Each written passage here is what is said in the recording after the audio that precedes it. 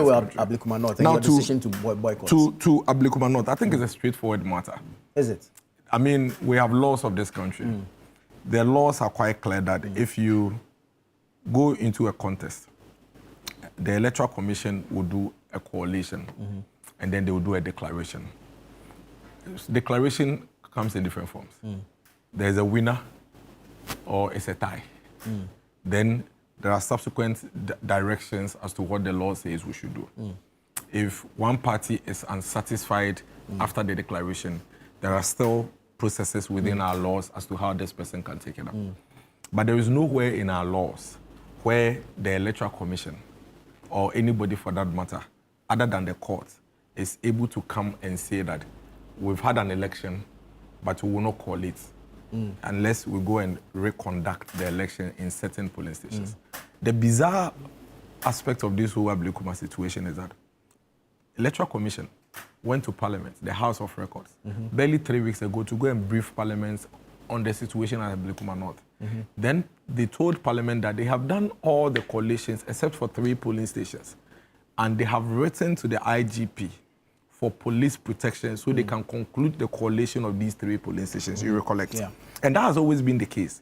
In fact, prior to they going to Parliament, the Electoral Commission itself had received an instruction from the court going to both the Electoral Commission and the police for them to go and conclude the coalition at Ablekuma North. Is that not the case?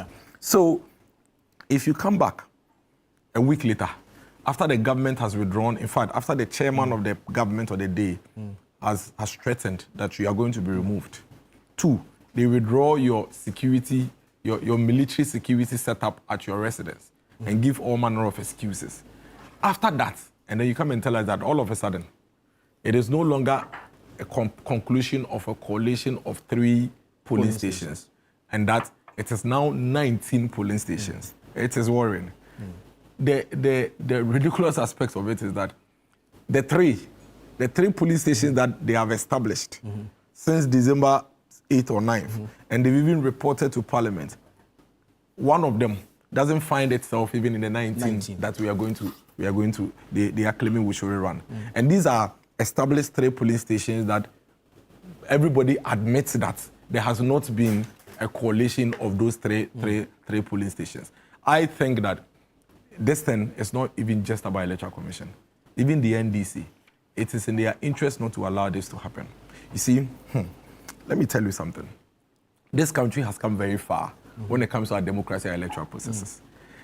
This country needs to learn lessons from the past and make sure that all of us protect it. There is going to be elections, not just 2028, not just 2032. We have committed ourselves to multi-party democracy and all these electoral processes. If what the EC is attempting to do at Ablekuma North is allowed to stand, even the NDC should be worried. Because you see, what this Ablekuma North scenario is basically saying is that when we conduct an election in this country and one party feels that they have lost, and so it is not working in their interest, they can besiege the either polling station or coalition center, tear apart the electoral materials, and then when the electoral materials are torn apart and there is confusion and chaos, they will say, let's go and rerun. And you can imagine what will happen if both parties decide to do this moving forward. I am from Ablekuma North. It's an MPP stronghold. You cannot, NDC, come and tell us, dictate the pace for us in that area. We'll choose which polling stations to make sure that we rerun and which ones we do not rerun. I know how we'll do it. We'll destroy electoral materials.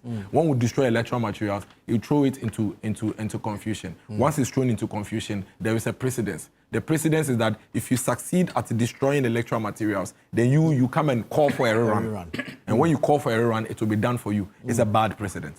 It's dangerous for all of us. It is not in the interest of the NDC. It is not in the interest of the MPP for this to happen. We need to let people understand that tampering with electoral processes cannot be rewarded. That you will not benefit if you tamper with electoral processes. And that if you decide to do that on election days, you are just wasting your time. But if we don't do that and we allow Ablekuma to stand, we are telling everybody that in any election, at every rate, at every point in time, you can decide to tamper with the processes, call for a rerun, and the Electoral Commission would rerun. And that if the Electoral Commission decides not to rerun, you can follow on a precedent that happened in 2025 with Ablekuma not. I think that it is dangerous. And I say this not because Ablekuma, I mean, we don't, to be very honest, whether Ablekuma not is added to our seat or not, it makes no difference. Indeed, in Parliament. It makes no difference. To the numbers. It's at all. It makes no difference. And that is why I am appealing to our NDC friends that let's protect ourselves. Listen, NDC has won elections about 4 times in this country. MPP has won elections about 4 times in this country. Between MPP and NDC, nobody is superior to the other when it comes to elections in this country. Normally, when you win elections like NDC has won in 2024, in the first 1 year, 1.5 years, you think that you're above, you're on cloud 9. It happened to all of us. In 2017, when we won elections, the whole of 2017 and 2018, it was trolling of the NDC. NDC egu. By June, the NDC egu. By September, the NDC egu and go to Twitter everywhere. Here we are today. So we need to be guided and understand that this is not about that seat. MPP can decide to ignore that seat and let it go. It makes no difference. NDC can decide to ignore that seat and make it go. It makes no difference. But that precedence, you think that's dangerous? It's dangerous. Because the whole scenario around Ablekuma North is one of chaos, one of violence, one of disruption. And that is something that we shouldn't allow anybody to think that when he does this, he will benefit from it. And I am with the party. If the party decides that they are not going to run for Ablekuma North, I am with them. But the NDC should be wary that if they go ahead and rerun these elections with the Electoral Commission, they have given all of us a signal that moving forward, we cannot do what they did at Ablekuma North. Thank you. Let me say good morning to Hamza. Hamza Suyini is a member of the NDC's communications team. Good morning.